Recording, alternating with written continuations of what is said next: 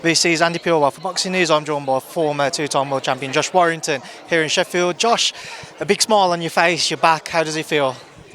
Yeah, it's almost like I'm being away. Bit weird to be fair.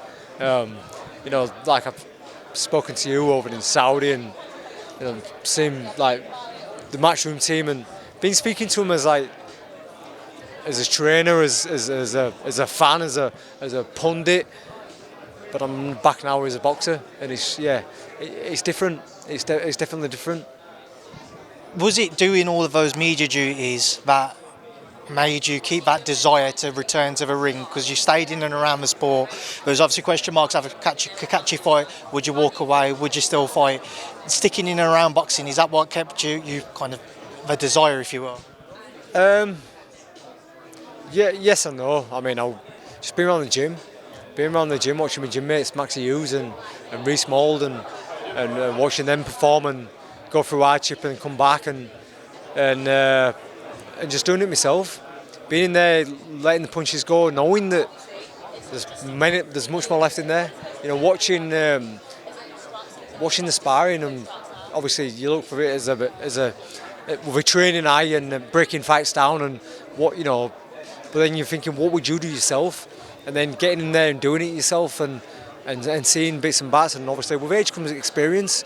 But knowing that the fitness levels are still astronomical, and you haven't brought them to the night over the last couple of years. Would fight out boxing. I never really pushed and pressed when I probably could have done. The Kakachi fight got to 12th round and I didn't feel like I got that second gear, but I know where I went a bit wrong. I think it was mentality, and in a lot of fights I've had, I've always got that right, and I guess last time the mentality wasn't right. The belief is, Josh, that Saturday night is just purely for you to get active again, to come through without any issues, but these are the types of fights which can present kind of banana skins, if you will. Every fight has to be taken seriously. What do you know about your opponent, and how much is it in your mind to ensure you're not overlooking him and looking towards the future? Well, I think at first we're talking about potential big fights in like Leeds, and maybe you might not be going until like June, July time. Talks about Michael Conlan, there's talks about going out to America. It's like, right, okay, I just want to come back first, let me see where I am mentally. Obviously it's been all good physically, but I need to know that, and I can do it under the lights. And then an opportunity came up for this, like the day before they announced the show, the phone went, do you want to go on it?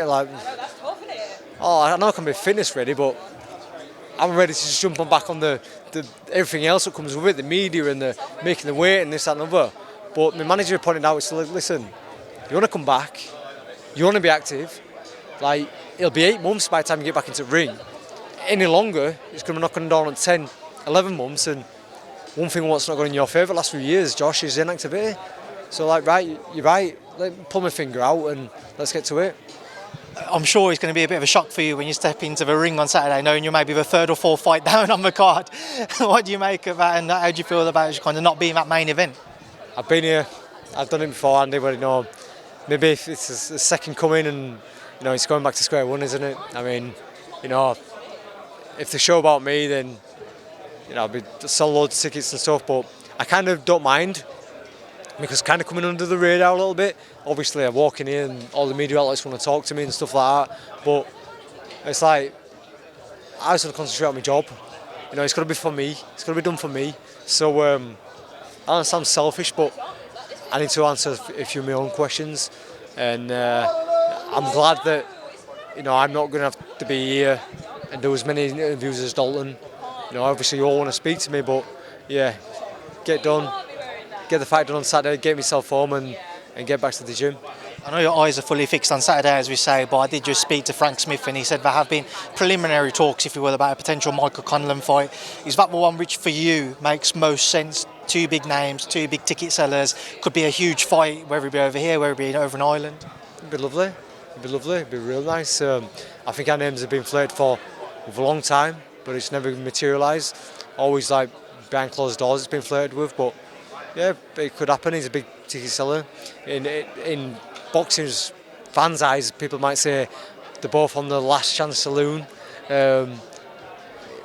he brings an entertaining style. He's always in the exciting fights that I normally do.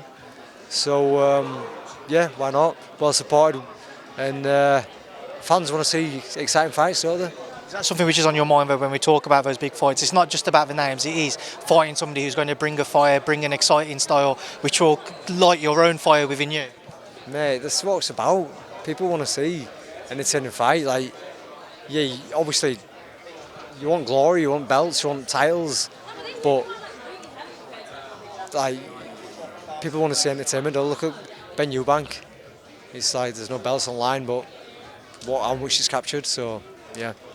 Josh, I appreciate your time. I think we're about to start now, so thank you. Good luck on Saturday. Come on.